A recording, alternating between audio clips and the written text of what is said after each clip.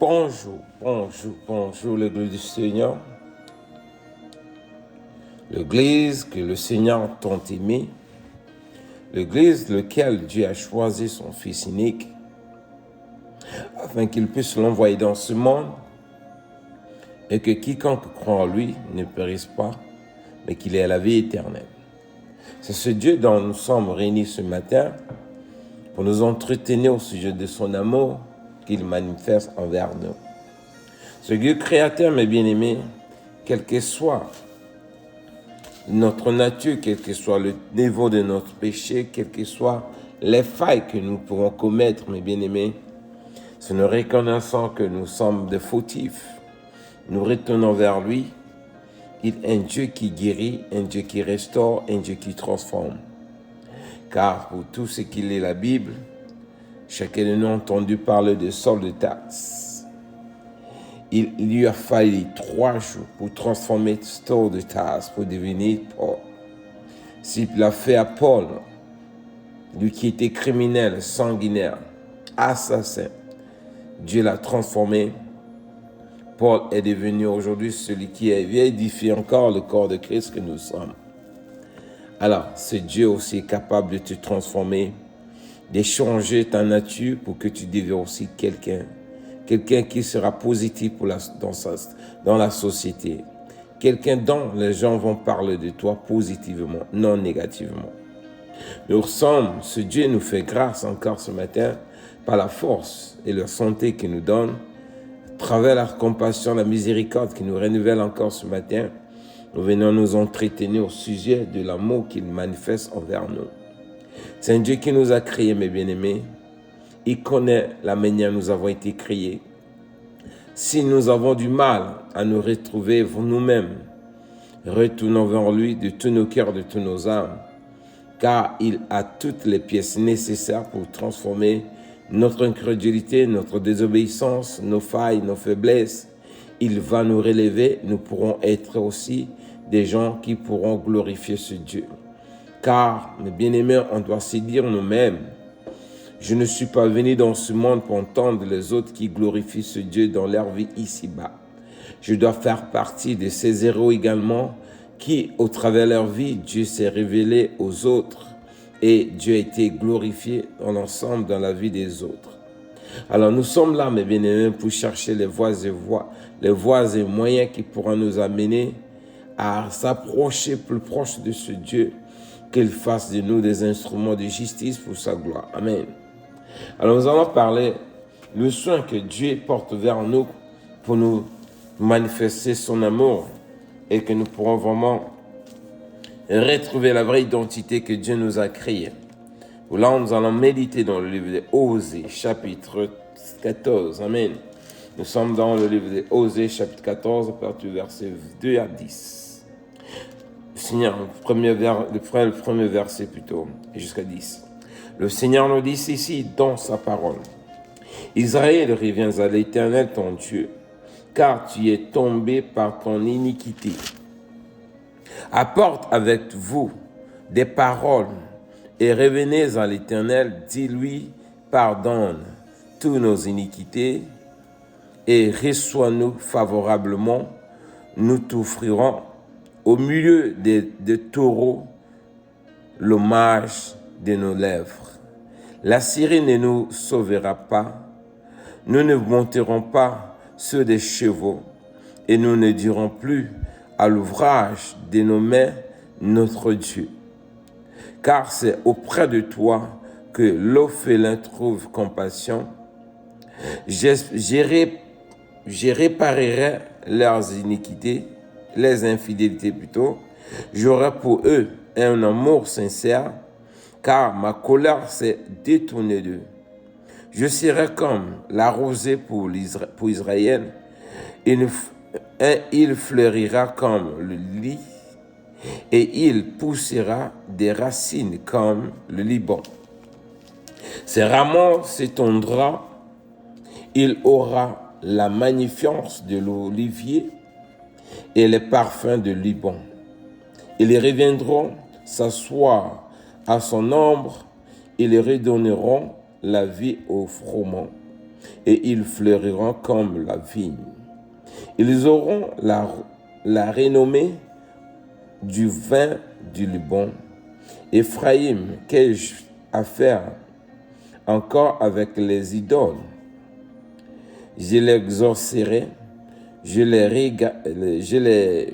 regarderai, je serai pour lui comme un cypre verdoyant.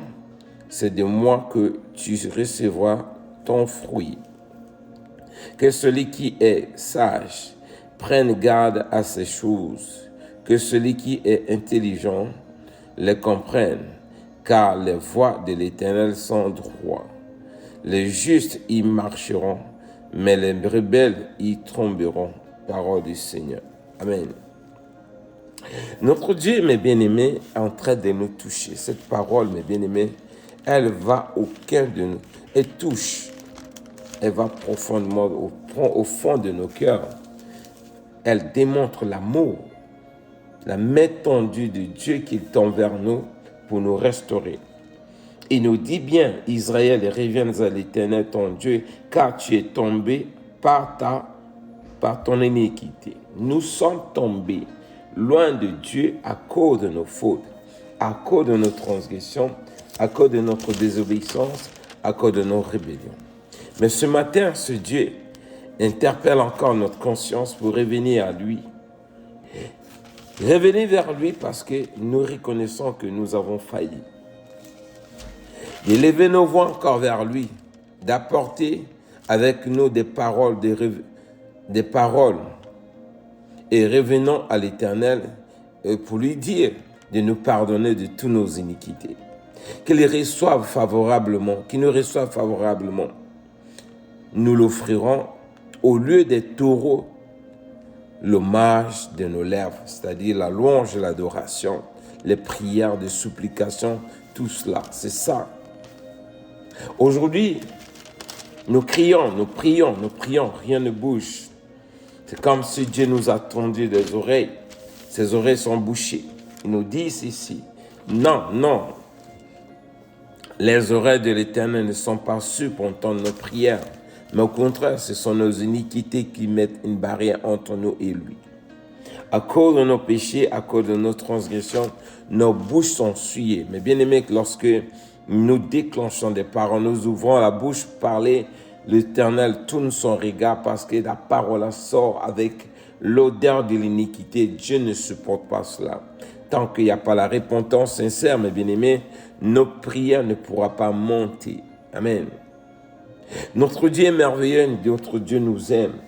Notre Dieu ne veut pas que nous périssons. Lui-même, il a dit dans sa parole, il ne prend pas plaisir à la mort d'un pécheur. Mais au contraire, il veut que nous soyons, qu'on arrive à la repentance afin qu'on soit sauvés. Ce matin, il entend de tendre. Il lance son cri d'alarme. Cri de la voix de l'Éternel qui manifeste son amour encore vers nous pour nous toucher, pour dire, mon frère, ma soeur, notre Père nous parle encore comme un père qui parle à ses enfants. Bien que tu as péché, bien qu'on a failli, mais Dieu, cela ne nous n'empêche pas Dieu de nous aimer. Il veut que nous revenions vers lui, qu'on vienne avec un cœur sincère, un cœur pur qui va dire, Seigneur, j'ai péché. Je suis tombé à cause de ma propre faute. J'ai failli parce que j'ai transgressé tes lois. Je n'ai pas écouté ta voix. Voilà pourquoi je me retrouve dans cette situation. Et tu retournes de tout ton cœur, de toute ton âme. Il va t'accueillir et tu verras la gloire du Seigneur. Le même Dieu nous dit ici dans le livre de Osée, chapitre 5, à partir du verset 4 à 5. Leurs œuvres ne leur permettent pas de revenir à leur Dieu. Parce que l'esprit de prostitution est au milieu d'eux. Et parce qu'ils ne connaissent pas l'Éternel. L'orgueil d'Israël témoigne contre lui. Israël et Éphraïm tomberont par leurs iniquités. Avec eux aussi tomberont Juda. Parole du Seigneur. Il nous dit ceci, mes bien-aimés. Ce qui nous empêche à revenir vers Dieu, ce sont nos œuvres qui sont permanentes. Parce que, pour revenir vers Dieu, parce que l'esprit de prostitution est au milieu de nous. Amen. Partout nous partons, c'est le convoitise. Nous voyons que des choses qui nous poussent à pécher contre Dieu, il est difficile de sortir de là. Mais si nous fermons les yeux à ces choses, nous demandons à Dieu la grâce qui nous donne la force de sortir de là, nous pourrons sortir au milieu de cette prostitution qui nous éloigne de notre Dieu. Parce que, il dit, si nous ne voulons pas retourner vers Dieu, parce que nous sommes envahis par les œuvres qui nous poussent à nous prostituer vers le péché. Et en plus, parce que nous nous prostituons à cause de ces convoitises, c'est parce que nous n'avons pas la connaissance de ce Dieu. Nous ne connaissons pas qui est le Dieu lequel nous sommes en train de prier, ou qu'on peut prier, ou qu'on peut exposer nos problèmes. De quoi il est capable de transformer l'homme, de faire de toi une nouvelle personne qui sera mieux que la manière dont tu es en train de te prostituer là-bas. Car notre orgueil nous pousse à garder ces choses parce que qui suis-je pour aller à l'église, me faire pitié, m'asseoir sur un banc, écouter un homme qui est en train de prêcher. Moi qui suis vraiment bien placé avec tout l'honneur que j'ai dans le monde, dans le convoitise, dans la prostitution qui est en train de m'envahir et le luxe que je possède ne me permet pas d'aller m'asseoir dans une église avec les minables, les pauvres, alors que devant Dieu, mes bien-aimés, nous sommes tous pareils. Quoique tu es riche dans ce monde avec tous les biens que tu possèdes, que tu as acquis au moyen de toi, des moyens de la voie que toi-même tu connais, mais devant Dieu, mes bien-aimés, c'est bien, ces faveurs que tu considères devant Dieu, c'est rien. Renonce à cela. Retourne à ton Créateur qui t'a créé parfaitement. Tu verras la paix, tu verras la délivrance. Tu ne seras plus la même personne et Dieu pourra t'élever au-delà même de ce que tu es en train de voir. Ce Dieu nous aime, bien-aimé. Il a tout fait. Il a payé un prix que l'être humain ne peut pas payer. Il a délégué Jésus-Christ qui est venu dans ce monde afin que nous pourrons vraiment s'approcher de lui promptement. Voilà pourquoi on nous dit de sortir de tous ces milieux, de ces idoles, de ces prostitutions qui nous aveuglent de ce Dieu. Dans le livre de Hébreux, chapitre 13, versets 13 à 15, le Seigneur nous dit ceci. Sortons donc pour aller à lui, hors du camp, en portant son opprobre, car nous n'avons point ici-bas des cités permanentes, mais nous cherchons celle qui est à venir. Par lui, offrons sans cesse à Dieu un sacrifice de louange, c'est-à-dire le fruit de nos lèvres qui confesse son nom. Parole du Seigneur. Et bien aimé, la parole nous dit ceci, bien que nous convoitons la prostitution de tout ce que nous sommes en train de nous retenir loin de ce Dieu, de nous écarter loin de ce Dieu. Mais nous devons comprendre, mes bien-aimés, ces choses qui nous gardent, qui nous éloignent de ce Dieu. Malgré ces avantages que nous possédons, la parole du Seigneur nous dit de sortir de là-bas, car nous n'avons pas une cité permanente ici-bas. Nous sommes que des voyageurs, quoi que nous possédons dans ce monde. Nous allons laisser cela. Preuve-en-nous, nous voyons chaque jour. Nous sommes en train d'enterrer les gens, pleurer nos morts. Aucun des morts n'est mort avec tous ses biens partis avec. On le voit, on passe l'enterrer avec un seul habit, avec le cercueil, c'est tout. Point trait. Lui-même ne peut pas se déplacer, on a oublié de porter son cercueil. Quel que soit son titre, quel que soit le niveau qu'il occupait dans ce monde, tout cela n'est que rien, n'est que vanité. Si nous comprenons cela, mes bien-aimés, faisons nous-mêmes du bien, car après ce monde, il y a une vie qu'on appelle l'éternité. C'est là-bas où se trouve notre cité permanente. Pourquoi privilégier ce qui est temporaire en mépris de ce qui est éternel? Alors, si nous comprenons cela, mes bien-aimés, il est temps à ce que chacun de nous Sache que, bien que je peux me réjouir de la vie terrestre, ainsi comme c'est temporaire, je dois privilégier plutôt la vie qui est éternelle, qui n'a pas de fin ni de commencement, où je dois passer mon éternité, pour des siècles des siècles, où je ne pourrai pas compter l'âge. Alors c'est ce que nous devons comprendre, que Dieu est en train de nous tendre la main pour revenir à lui. Amen. Il dit, si aujourd'hui nous sommes là où nous sommes, c'est parce que nous sommes tombés, c'est notre propre faute. C'est pas Dieu qui a permis cela, c'est nous-mêmes qui avons choisi cette manière de vivre. Et c'est aussi nous-mêmes qui pourrons aussi sortir de là-bas, parce que c'est nous-mêmes qui pourrons décider de sortir de là où nous sommes. Dieu nous donnera la capacité si nous avons la bonne volonté, comme il est dit. Dans le livre de Michée, chapitre 7, verset 18 ajoute ceci. Quel Dieu est semblable à toi, qui pardonne l'iniquité, qui oublie les péchés du reste de ton héritage. Il ne garde pas sa colère à toujours, car il prend plaisir à la miséricorde. Parole du Seigneur. Ce même Dieu, mes bien-aimés, il n'y a pas un Dieu semblable à lui. Il pardonne l'iniquité, il oublie nos péchés, il nous restaure notre héritage. Il ne garde pas sa colère pour toujours, car il prend plaisir à sa miséricorde. Il prend plaisir à nous pardonner si nous retournons vers lui. Si nous comprenons cela, mes bien-aimés, c'est le moment d'agir et d'aller se jeter sous ses bras. Tu dis, Seigneur, j'ai été rebelle, j'ai été incrédule, j'ai marché selon les pensions de ce monde, selon la prostitution de ce monde.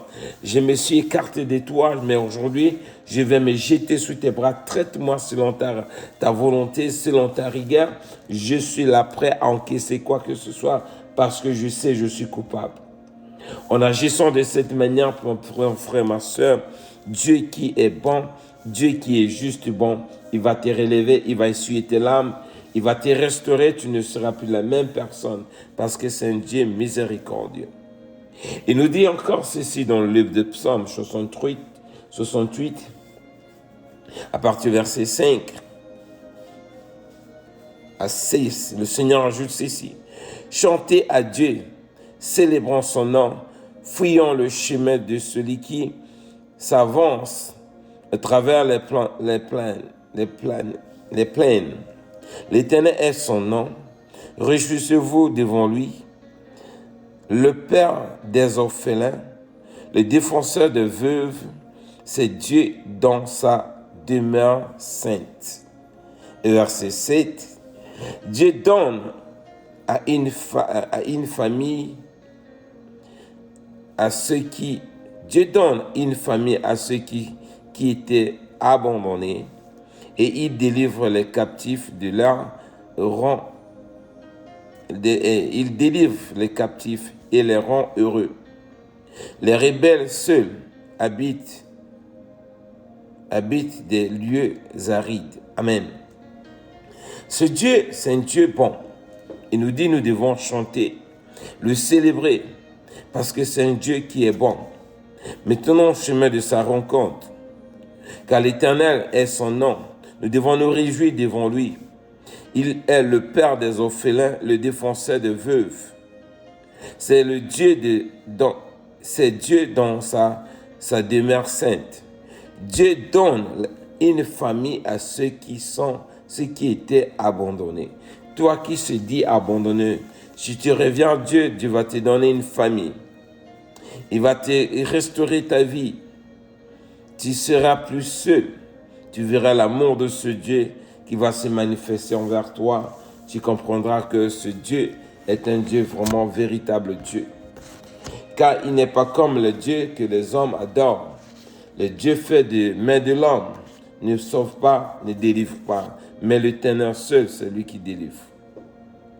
Dans le livre de Osée, chapitre 11 également, le verset 7 à 9, il ajoute ceci.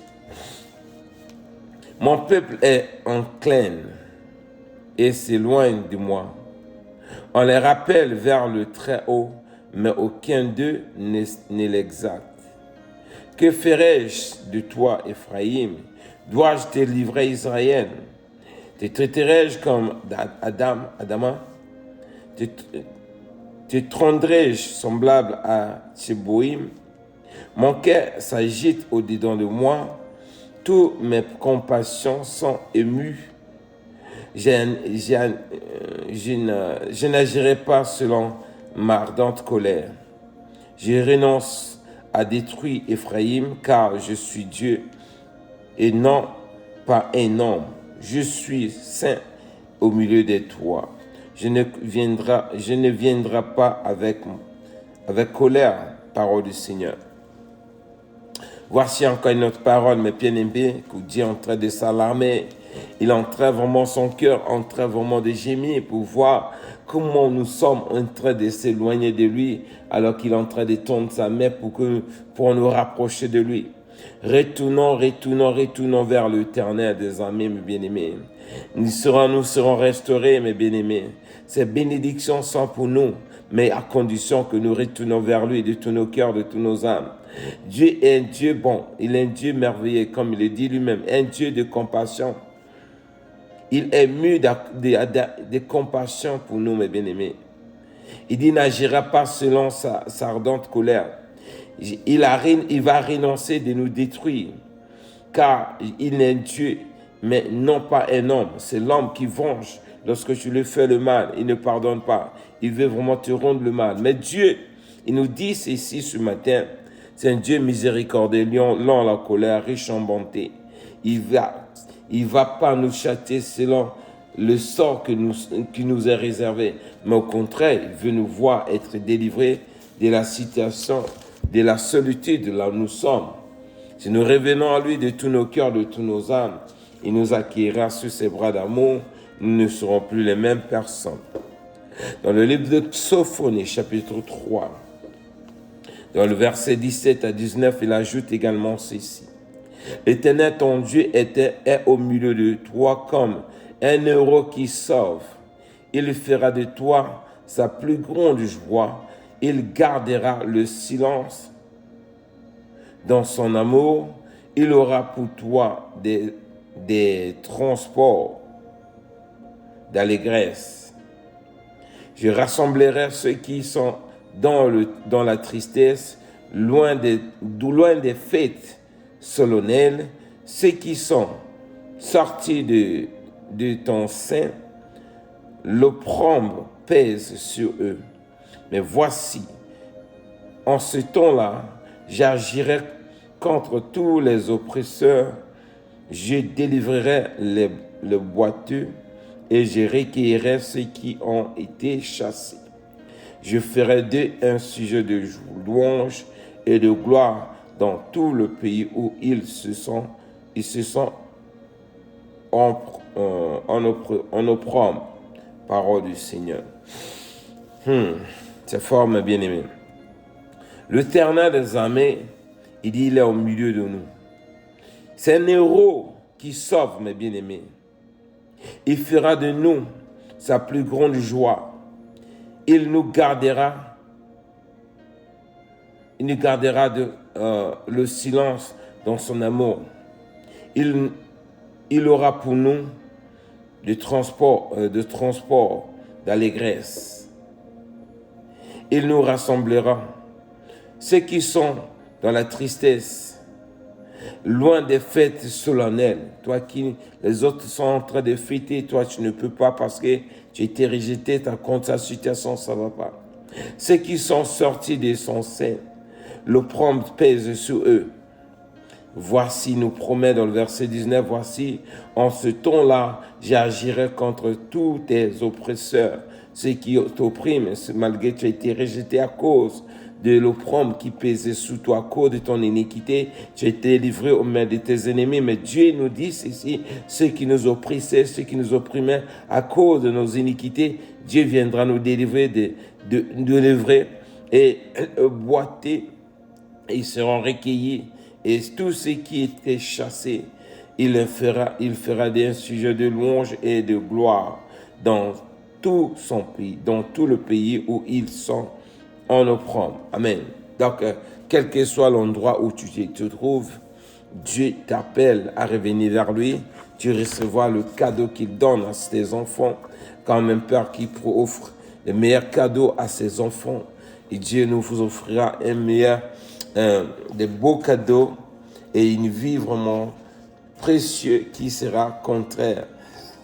Une vie meilleure par rapport à ce que nous sommes en train de traverser, parce qu'aujourd'hui, nous souffrons à cause de nous-mêmes parce que nous l'avons abandonné. Mais si nous retournons vers lui, il va nous accueillir sur ses bras d'amour parce que c'est un Père merveilleux qui va nous restaurer. Parole du Seigneur, que Dieu vraiment nous fortifie, qu'il accorde vraiment cette grâce, cette faveur à la vie de ceux qui vraiment sont vraiment délaissés à lui, eux-mêmes, abandonnés à eux-mêmes, ceux qui ont connu vraiment toutes sortes d'injustices. Mais que Dieu nous localise et qu'il fasse de nous vraiment un sujet de louange et de joie, comme il a dit dans sa parole. Nous nous retrouvons prochaine fois par la grâce du Seigneur. Bye.